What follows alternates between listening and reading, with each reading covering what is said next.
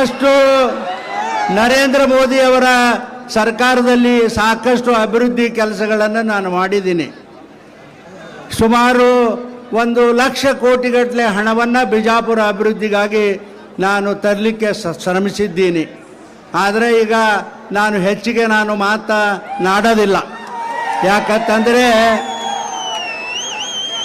ಇವತ್ತಿನ ಈ ಸರ್ಕಾರ ಅದ್ಭುತವಾಗಿರ್ತಕ್ಕಂಥ ಸರ್ಕಾರ, ಎಷ್ಟೊಂದು ಒಳ್ಳೆಯ ಕೆಲಸವನ್ನು ಈ ದೇಶದಲ್ಲಿ ಮಾಡಿದ್ದಾರೆ ನರೇಂದ್ರ ಮೋದಿಯವರು.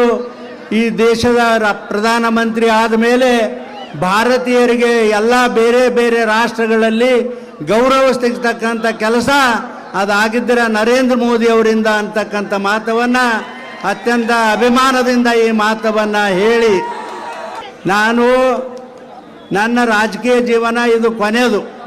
ನಾನು ರಾಜಕಾರಣ ಇನ್ನೇನು ಮುಂದೆ ನಾನು ರಾಜಕಾರಣದಲ್ಲಿ ನಾನು ಭಾಗಿಯಾಗೋದಿಲ್ಲ. ಆದರೆ ನನ್ನ ಜೀವನದಲ್ಲಿ ಒಂದು ಕೊನೆಯ ಆಸೆ ಅದಪ್ಪ. ಕೊನೆಯ ಆಸೆ ಅಂದರೆ ನೀವೇನು ಇವಾಗ ಗೆದ್ದ ಮೇಲೆ ಮಂತ್ರಿ ಆಗ್ಲಿಕ್ಕೆ ಆಸೆ ಮಾಡ್ತಾನೆ ಅನ್ನೋದು ನೀವು ತಲೆಯಲ್ಲಿ ಇಟ್ಕೋಬೇಡ್ರಿ.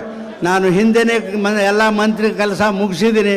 ನನಗೆ ಹಿಂದೆ 2 ಸಲ ನರೇಂದ್ರ ಮೋದಿ ಅವರು ದೇಶದ ಪ್ರಧಾನಮಂತ್ರಿ ಆಗಲಿಕ್ಕೆ ಆಶೀರ್ವಾದ ಮಾಡಿಕೊಟ್ಟಿದ್ದೀರಿ. ಈಗ ಇದು ಕೊನೆಯ ಚುನಾವಣೆ, 3ನೇ ಸಲವಾದರೂ ನೀವು ಆಶೀರ್ವಾದ ಮಾಡಬೇಕು.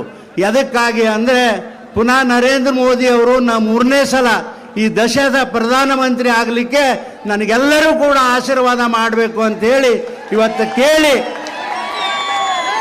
ಅವರೇ ಯಾಕಿರಬೇಕು ಅಂದರೆ ಈ ದೇಶದ ರಕ್ಷಣೆಗಾಗಿ, ನಮ್ಮ ಮಕ್ಕಳ ರಕ್ಷಣೆಗಾಗಿ, ನಿಮ್ಮ ಸಲುವಾಗಿ, ನಮ್ಮ ಸಲುವಾಗಿ ಮತ್ತೊಂದು ಸಲ ನರೇಂದ್ರ ಮೋದಿ ಅವರು ಈ ದೇಶದ ಪ್ರಧಾನ ಆಗಬೇಕು ಅಂತಕ್ಕಂಥ ಎಲ್ಲ ಇಡೀ ಭಾರತ ದೇಶದ ಜನರ ಒಂದು ಅಭಿಪ್ರಾಯ ಆಗ್ಯದ. ಇವತ್ತು ನೋಡ್ರಿ, ಪಾಕಿಸ್ತಾನದಲ್ಲಿ ಅವರೇ ಹೇಳ್ತಾರೆ, ಪಾಕಿಸ್ತಾನದಲ್ಲಿ ಇರ್ತಕ್ಕಂಥ ಜನ ನರೇಂದ್ರ ಮೋದಿ ಅಂತವರು ಈ ದೇಶಕ್ಕೆ ಪ್ರಧಾನಮಂತ್ರಿ ಆಗಬೇಕು ಅಂತಕ್ಕಂಥದ್ದು ಇಚ್ಛಾ ಅಲ್ಲಿ ಪಾಕಿಸ್ತಾನದಲ್ಲಿ ಜನ ಹೇಳ್ತಾ ಇದ್ದಾರೆ.